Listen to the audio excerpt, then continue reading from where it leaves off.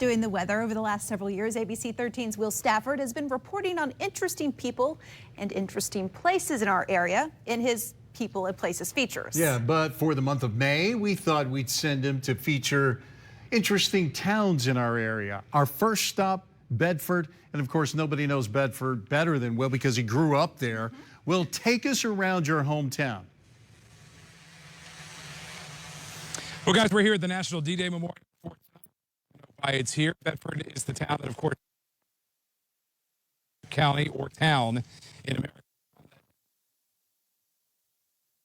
to pay homage and honor and their sacrifice for what they did on that day. But there's another place just on the other side of town here that will take a closer spotlight on the personal upbringing of the boys, and it's very special to the boys. A place at the corner of North Bridge Street and Main Street. Underneath this classic green sign, you'll take a step back into history. Good morning, Bedford. We have casualties. The Bedford Boys Tribute Center shines a spotlight on the Bedford boys. In this place, you'll get an up-close and personal look with the heroes we lost on that dark day in June. All 38 members are honored here. You'll learn about the soldiers who fought bravely and returned home battle-wounded. You'll also learn about these 20 who lost their lives on the beaches of Normandy, enshrined forever in these hallowed halls. We tell our visitors about the boys themselves, their growing up, their families, the effect of Bedford, along with viewing their personal effects. Some of those items on display are things a history book might overlook. These are priceless artifacts. The uniqueness, however, again, could be indescribable. Elmer Wright played baseball.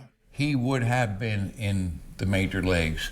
Here he is at spring training in 1939 in the company of Hall of Famers Charlie O'Leary, Dizzy Dean, Roger Hornsby, and Lon Winecki. And this item, belonging to John Reynolds, donated by his sister. His personal Bible, bloodstained, with his mother's writing that he had on him when he was lost on the beach.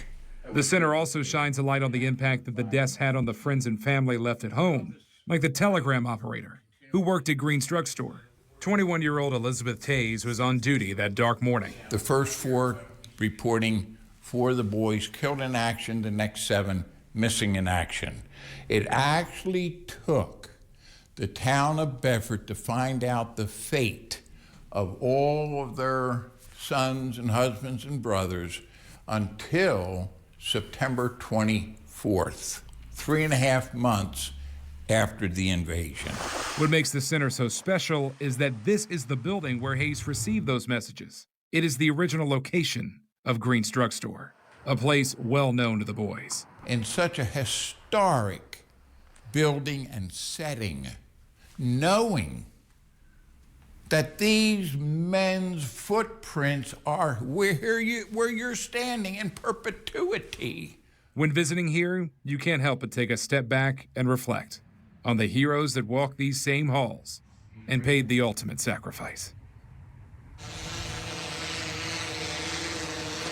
Now, it's also fitting that we're out here today because today is, of course, the anniversary of VE Day. That's Victory in Europe Day, the day World War II was declared done in Europe, a day that could not have come without the sacrifice of those boys giving their lives on that beach on that day in June.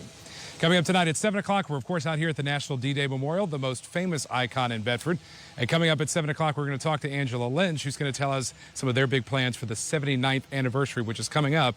And honestly, not that long. It'll be here before you know it. So we'll talk to her coming up tonight at 7 o'clock. We're live in Bedford. Will Stafford, ABC 13 News.